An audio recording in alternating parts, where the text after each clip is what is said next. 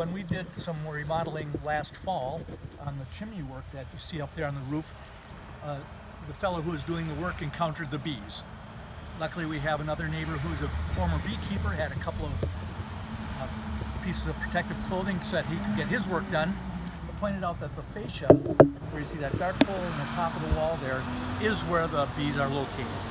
There's also some rotted wood underneath that also will have to be taken care of. The way they will have to get at the bees is by actually removing a section of the roof. And that's going to be the part that gets expensive then to repair and replace, seal it up. Some of the brickwork here also has a few holes in it.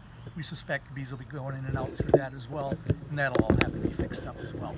Ray, do you know how big, like, is it that whole entire wall is just a big honeycomb? Were they able to use like some radar or something? And that I don't know. All I know is that it actually hangs from the roof, and as they build it down. So if there's a couple 100,000 bees in there, we won't know how big that hive is until we actually get in there and get it cleaned out. On the inside, what is that part of the playhouse? It's our backstage area. It was a former sanctuary in the church when it was a church. And if you are inside, can you hear the bees, the hum of the hive? We cannot. The walls are really sound structurally, and so we can't hear them. Occasionally there's a bee that comes in and we can see it through some of our stage lighting, and only the people that are actually looking for them see them, I think. But it's time to get them out of there now while we're between seasons. You purchased this building, or the Playhouse did? Yes. In what year? It was in, I believe, the summer of 2016, or maybe in the spring of 2016. And then we spent the next year to a year and a half developing the plans, getting all the permits, and we started actually deconstructing the church July 10th of 2017. 3.5 months later, in October, we had our first show. So it was incredible turnaround time. When did you become aware of this massive hive?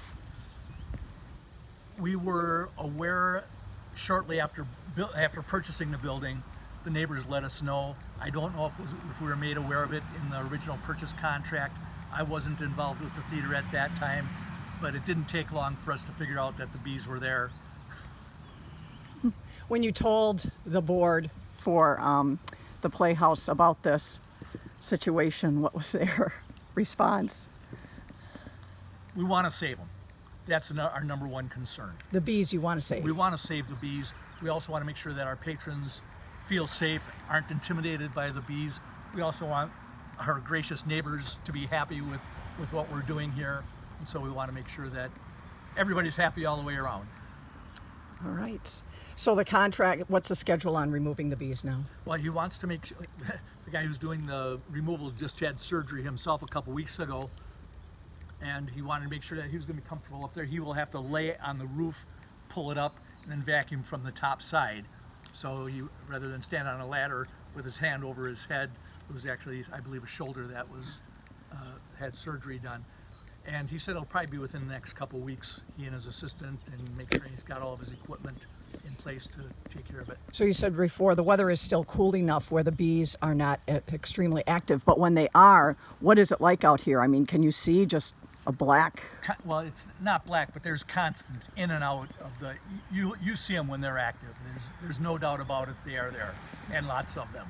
And you heard about the neighbors saying something about they had to mow their lawn on a different timely basis? Yeah, they always had to make sure, neighbors on this side were the ones that wanted to make sure that they did it during times of day that the bees were less active, so closer to dusk, early in the morning.